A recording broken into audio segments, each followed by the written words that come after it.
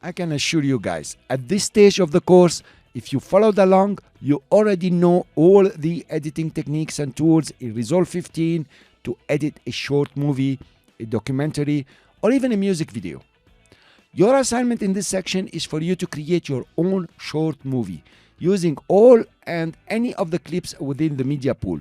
Feel free. Cut the way you like. Use your imagination and surely play and have fun.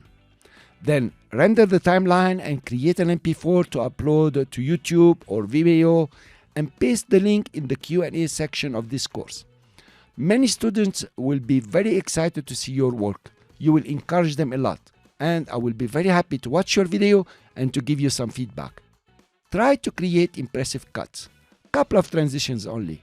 A title and a lower third maybe, but be creative. If you achieve 1 minute of your own creative work, that will be excellent. I promise you, you will become an expert in Resolve 15 video editing. But be careful. You have to do some fine editing, not just rough cuts. You will find this video that we're watching now, not the project, in the resources of this lecture. You can download it and watch freely and try to see how I mixed the clips, just simple cuts. But you have to create a much better video than the one I did.